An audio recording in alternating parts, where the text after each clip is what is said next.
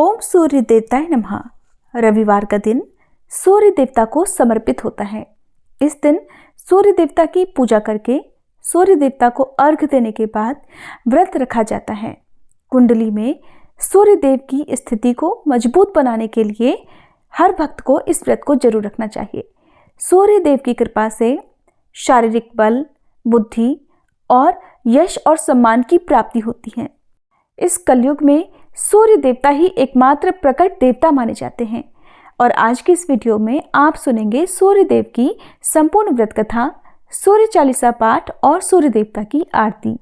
अगर आपको ये वीडियो अच्छी लगे तो वीडियो को लाइक और शेयर करना मत भूलिएगा। पौराणिक कथा के अनुसार प्राचीन काल में किसी गांव में एक बुढ़िया रहती थी। वो नियम से रविवार का व्रत किया करती थी।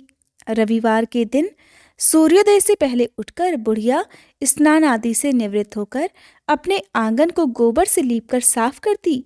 उसके बाद सूर्य भगवान की पूजा करती और कथा सुनकर सूर्य भगवान को भोग लगाकर दिन में एक समय ही भोजन किया करती। इसी तरह रविवार का वो नियम पूर्वक व्रत करती थी। सूर्य भगवान की कृपा से बुढ़िया को किसी प्रकार की कोई चिंता, कोई दुख नहीं था। उसका घर धन धान्य से भरा हुआ था। उस बुढ़िया को सुखी देखकर उसकी पड़ोसन उससे बहुत जलती थी। बुढ़िया रोजाना अपनी पड़ोसन के आंगन में बंधी गाय का गोबर लेकर आती और उससे अपना घर लीपती थी।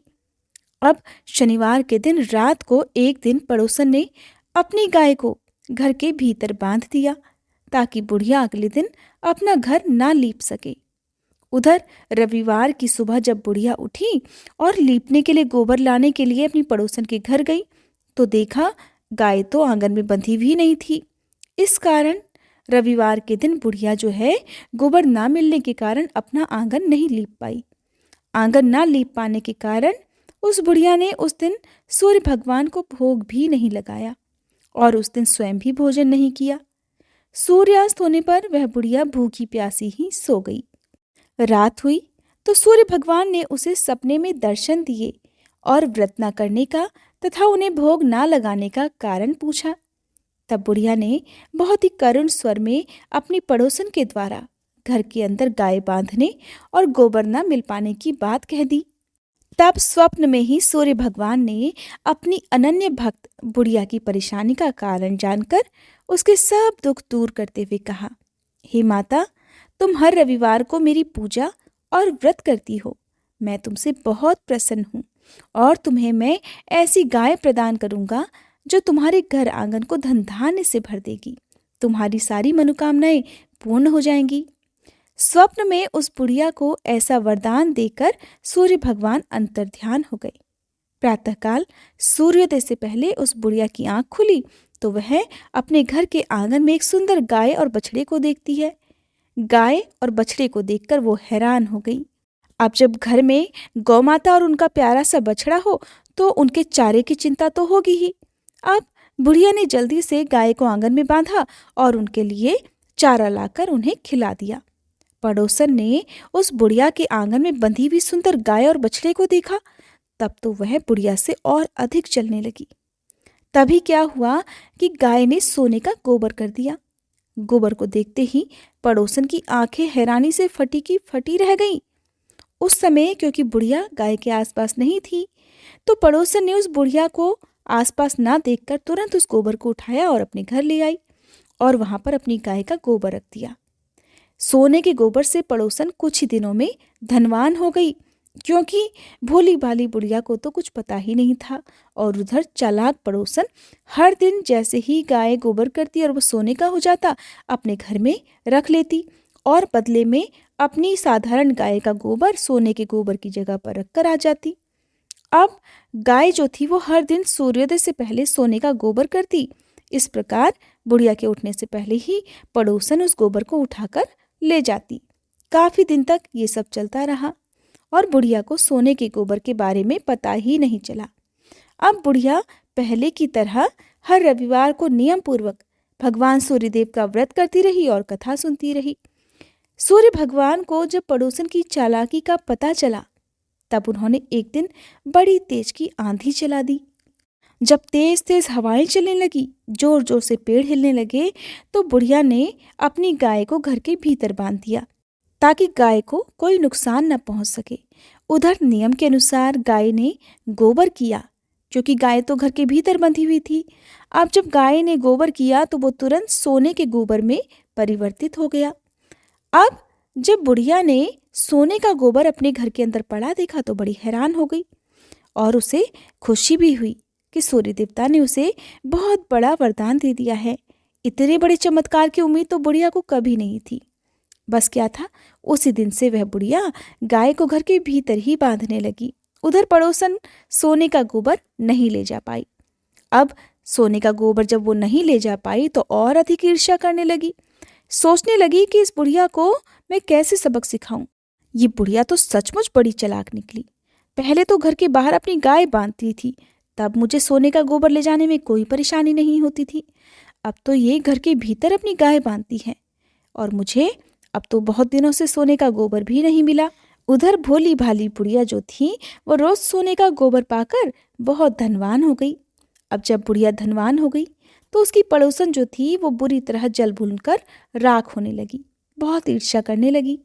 अब की बार उसने अपने पति को नगर के राजा के पास भेज दिया और बुढ़िया के पास सोने का गोबर देने वाली गाय है ऐसा अपने पति से कहलवा भेजा, ताकि राजा को पता चले तो राजा उसकी गाय को अपने कब्जे में कर ले। राजा ने जब ये बात सुनी तो उसने अपने कुछ सैनिक भेजकर बुढ़िया की गाय लाने का आदेश दे डाला। अब सैनिक जो थे वो बुढ़िया के घर पहुंच गए। उस समय बुढ़िया सूर्य भगवान को भोग लगाकर स्वयं भोजन ग्रहण करने ही वाली थी। तभी राजा के सैनिक जबरदस्ती गाय और बछड़े को महल की तरफ ले चले। बुढ़िया ने उनसे बहुत प्रार्थना की कि वो उसकी गाय को ना लेकर जाएं। बहुत रोई गिड़गिड़ाई, लेकिन राजा के सैनिक नहीं माने, क्योंकि राजा का आदेश था। अब गाय और बछड़े के चले जाने से बुढ़िया को बहुत दुख हुआ। मारे दुख के उस दिन बुढ़िया ने कुछ नहीं खाया और भूखी प्यासी ही सारी रात सूर्य भगवान से अपनी गाय और बछड़े को लौटाने के लिए प्रार्थना करती रही। उधर गाय राजा के महल में पहुंच चुकी थी। ये देखकर राजा बड़ा खुश हुआ। सुबह जब राजा ने सोने का गोबर देखा तो उसके आश्चर्य का ठिकाना नहीं रहा। उधर सूर्य भगवान को भूखी प्यासी बुढ़िया को इस प्रकार रोते देखकर, इस प्रकार दुख में देखकर और प्रार्थना करते देखकर बहुत दया आ गई। उसी रात को सूर्य भगवान ने राजा को स्वप्न में दर्शन देकर कहा, हे राजन, बुढ़िया की गाय और बछड़ा तुरंत लौटा दो, नहीं तो मैं तुम पर विपत्तियों का पहाड़ गिरा दूंगा। तुम्हारे राज्य में भूकंप आ जाएगा, तुम्हारा महल नष्ट हो जाएगा और तुम्हारे राज्य में अकाल पड़ जाएगा। सपने में सूर्य भगवान के ऐसे वचन सुनकर भयभीत राजा ने प्रातःकाल उठते ही गाय और बछड़ा बुढ़िया को लौटा दिया और राजा ने अपनी तरफ से बहुत सारा धन भी बुढ़िया को उपहार स्वरूप दिया और अपनी गलती के लिए क्षमा भी मांगी। राजा ने पड़ोसन और उसके पति को उनकी इस दुष्टता के लिए दंड भी दिया। साथ ही राजा ने इसके बाद से अपने राज्य में घोषणा करवा दी कि सभी स्त्री पुरुष रविवार को व्रत किया करें, और राजा की प्रजा ने भी ऐसा ही किया। रविवार का व्रत करने से सभी लोगों के घर धन धान्य से भर गए, चारों ओर खुशहाली छा गई। सभी लोगों के शारीरिक कष्ट और बीमारियां दूर हो गई। निसंतान स्त्रियों की गोद भर गई। राज्य में सभी स्त्री और पुरुष सुखी जीवन यापन करने लगे। ये थी व्रत कथा। अब सुनिए चालीसा पाठ और आरती। श्री रवि हरत हो घोरतम, अगणित किरण पसारी, वंदन करूं तब चरणन में, अर्घ देऊं जलधारी। सकल सृष्टि के स्वामी हो, सचराचर के नाथ, निस्दिन होत तुमसे ही, होवत संध्या प्रभात। जय भगवान सूर्य तमहारी, जय खगेश दिन कर शुभकारी। तुम हो सृष्टि के नेत्र स्वरूपा, त्रिगुणधारी त्रैवेद स्वरूपा। तुम ही करता पालक संहारक, भुवन चतुर्दश के संचालक। सुंदर बदन चतुर्भुजधारी, रश्मि रथी तुम गगन विहारी। चक्र शंख अरु श्वेत कमल धर, वर मुद्रा सोहत चोटे कर। शीश मुकुट कुंडल गलमाला, चारों तिलक तब भाल विशाला। सप्त अश्वरथ अति द्रुतगामी, अरुण साथी गति अविरामी। रक्त वरुण आभूषण धारक, अति प्रिय तोहे लाल पदारथ।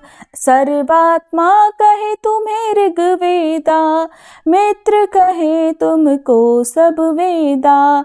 पंच देवों में पूजे जाते, मनोवांछित फल साधक पाते। द्वादश नाम जाप उद्धारक, रोग शोक अरु कष्ट निवारक। माँ कुंती तब ध्यान लगायो, दानवीर सूत कर्ण सो पायो। राजा युधिष्ठिर तब जस गायो, अक्षय पात्र वो वन में पायो। शस्त्र त्याग अर्जुन अकुरायो, बन आदित्य हृदय से पायो। विंध्याचल तब मार्ग में आयो, हाहाकार तिमिर से छायो। मुनि अगस्त गिरि गर्व मिटायो, निज तप बल से विंध्य नवायो। मुनि अगस्त तब महिमा गाई, सुमिर भये विजयी रघुराई। तोहे विरोक मधुर फल जाना, मुख में ली नहीं तोहे हनुमाना। तब नंदन शनिदेव कहावे, पवन के सूत शनि तीर मिटावे। यज्ञ व्रत स्तुति तुम्हारी कीन्ही, भेंट शुक्ल यजुर्वेद की दीन्ही। सूर्यमुखी खरितर तब रूपा, कृष्ण सुदर्शन भानु स्वरूपा। नमन तोहे ओंकार स्वरूपा, नमन आत्मा अरुकाल स्वरूपा। दिग दिगंत तब तेज प्रकाशे, उज्ज्वल रूप तुम्ही आकाशे। दश दिगपाल करत तब सुमिरन, अंजलि नित्य करत हैं अर्पण। त्रिविध ताप हरता तुम भगवन, ज्ञान ज्योति करता तुम भगवन। सफल बनावे तब आराधन, गायत्री जप सरल है साधन। संध्या त्रिकाल करत जो कोई, पावे कृपा सदा तब वोही। चित शांति सूर्यास्तक देव, व्याधि अपाधि सब हर लेवे। अष्टदल कमल यंत्र शुभकारी, पूजा उपासना तब सुखकारी। माघ मास शुद्ध सप्तमी पावन, आरंभ हो तब शुभ व्रत पालन। भानु सप्तमी मंगलकारी, भक्तिदायिनी दोषणहारी। रविवासर जो तुमको ध्यावे, पुत्रादिक दुख वैभव पावे। पाप रूपी पर्वत के विनाशी, व्रज रूप तुम हो अविनाशी। राहु आन तब ग्रास बनावे, ग्रहण सूर्यता को लग जावे। धर्म दान तब करते हैं साधक, मिटत राहु तब पीड़ा बाधक। सूर्य देव तब कृपा कीजे, दीर्घ आयु बल बुद्धि दीजे। सूर्य उपासना कर नित ध्यावे, कुष्ठ रोग से मुक्ति पावे। दक्षिण दिशा तोरी गति जावे, दक्षिणायन वो ही कहलावे। उत्तर मार्गी तोरो रथ होवे, उत्तरायण तब वो कहलावे। मन और वचन कर्म हो पावन, संयम करता भलित आराधन। भरत दास चिंतन करत घर दिन कर तब ध्यान, रखियो कृपा इस भक्त पे तुम्हारी सूर्य भगवान। ओम जय सूर्य भगवान, जय हो दिनकर भगवान। जगत के नेत्र स्वरूपा, तुम हो त्रिगुण स्वरूपा। धरत सब ही तब ध्यान, ओम जय सूर्य भगवान। सारथी अरुण है प्रभु, तुम श्वेत कमल धारी, तुम चार भुजाधारी। अश्व है सात तुम्हारे, कोटि किरण पसारे, तुम हो देव महान। ओम जय सूर्य भगवान। उषा काल में जब तुम उदयाचल आते, सब तब दर्शन पाते। फैलाते उजियारा, जागता तब जग सारा, करे सब तब गुणगान। ओम जय सूर्य भगवान। संध्या में भुवनेश्वर अस्ताचल जाते, गोधन तब घर आते। गोधूली बेला में हर घर हर आंगन में, हो तब महिमा गान। ओम जय सूर्य भगवान। देव दनुज नर नारी, ऋषि मुनिवर भजते, आदित्य हृदय जपते। स्तोत्र ये मंगलकारी, इसकी है रचना न्यारी, दे नव जीवन दान। ओम जय सूर्य भगवान।